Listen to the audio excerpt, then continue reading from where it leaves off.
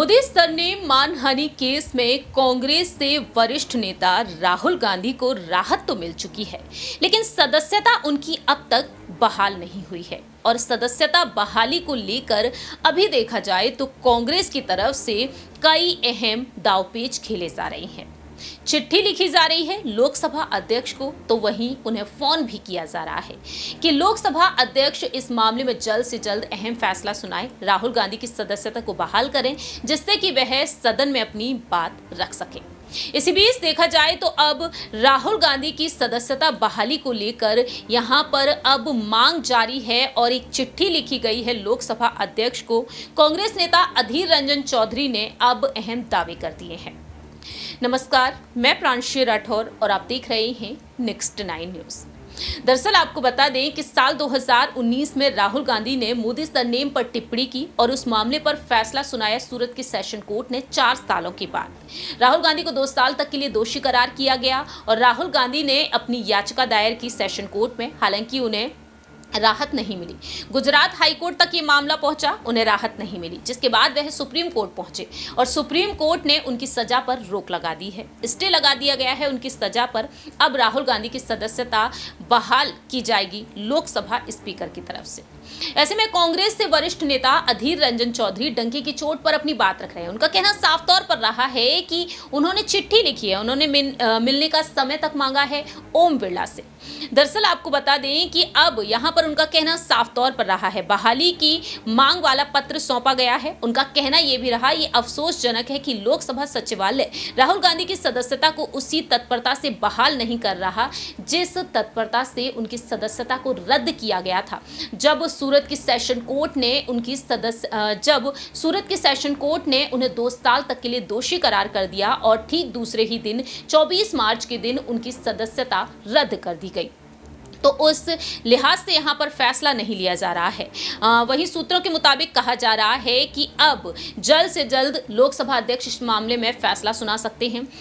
Speaker Om Birla रविवार को दिल्ली से बाहर यात्रा पर हैं और इसलिए सूत्रों के मुताबिक कहा जा रहा है कि सोमवार को अब यहाँ पर अहम फैसला लिया जा सकता है।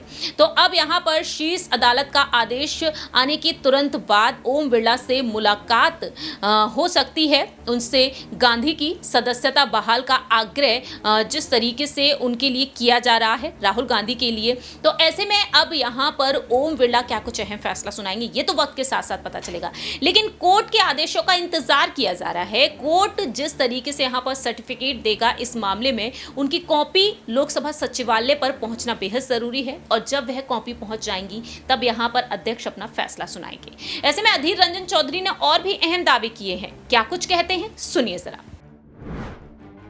मतलब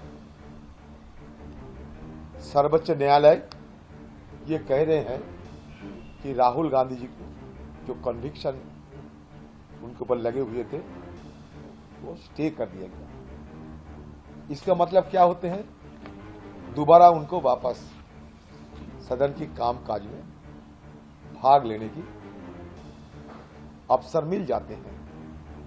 और इसके पहले जो जिम्मेवारी बनते हैं स्पीकर साहब की सेक्रेटेरिएट को, उसको इस मुद्दे को संज्ञान में लेते हुए जिस त्वरित गति से, जिस रफ्तार से राहुल जी का सदन से सदस्य पद खारिज करने के लिए तत्परता दिखाई, वही तत्परता राहुल जी के वापस के लिए जरूरी है। तो इसी के चलते भाई लाइट बंद कर दीजिए। इसके चलते मैं कल स्पीकर साहब को रात में फोन भी किए थे, ये कहते हुए कि स्पीकर साहब राहुल गांधी जी की सदन में वापसी करने हेतु कुछ कोर्ट की जो कागजात है, जो डॉक्यूमेंट है, आपको पास वहां सौंपना चाहते हैं। हमारा चिट्ठी भी आपको देना चाहते हैं, तो आप मुझे इजाजत दें कि आपको घर जाए।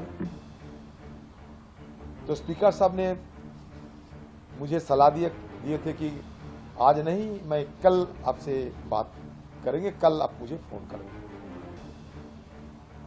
मैं स्पीकर साहब की सलाह के मुताबिक आज सुबह जब स्पीकर साहब को फोन पे बात किए थे तो स्पीकर साहब ने मुझे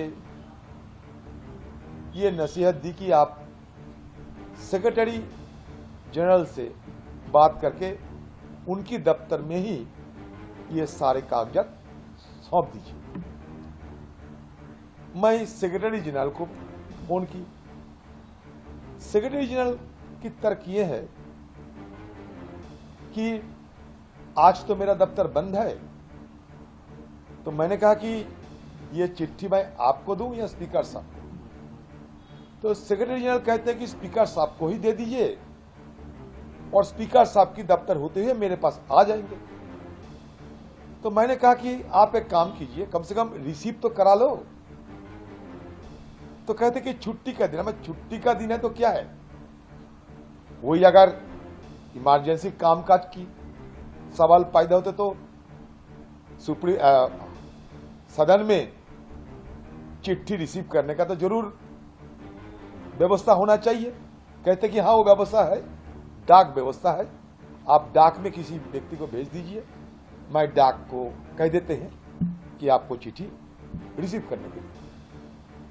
तो उसी के तहत मैं डाक वाले के पास भेज दिया। अंडर सेक्रेटरी थे सदन में, उन्होंने हमारा जो चिट्ठी उसमें सिग्नेचर तो करी लेकिन वो सील छप्पा कुछ नहीं दी।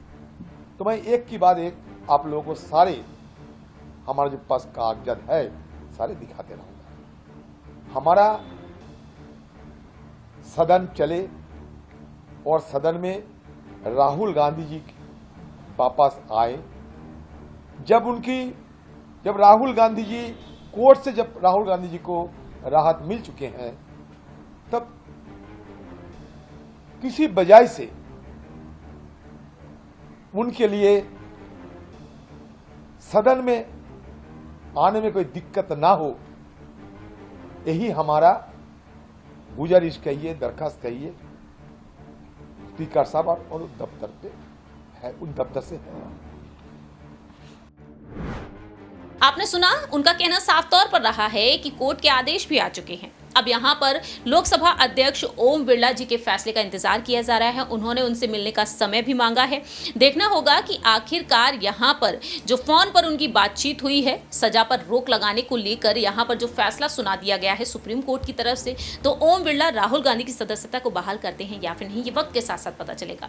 क्योंकि ये सदस्यता बहाल होना इसलिए जरूरी है, मानसून सत्र खत्म होने जा रहा है और 8 अगस्त को यहाँ पर अहम चर्चा होगी, जो अविश्वास प्रस्ताव लाया गया है विपक्षी दलों की तरफ से मोदी सरकार के लिए। तो ऐसे में देश के प्रधानमंत्री इस मामले पर जल्द से जल्द अपनी बात रखेंगे। अविश्वास प्रस्ताव इसीलिए लाया गया है कि मणिपुर में जो हिंसा हुई है उस हिंसा पर पीएम मोदी अपनी बात रखें। महज 36 सेकंड उन्होंने अपनी बात रखी थी। तो ऐसे में राहुल गांधी अगर सदन में जाएंगे तो जाहिर सी बात है इसका हिस्सा वह भी बन पाएंगे और यहाँ पर सवालों की जो दौर होगा वो एक बार फिर से देखने को मिलेगा। राहुल गांधी की आवाज सदन में एक बार फिर से गूंजेगी, जिससे कि वह देश के प्रधानमंत्री से कई अहम सवाल सभी के सामने पूछ सकें, सदन में अपनी आवाज को उठा सकें।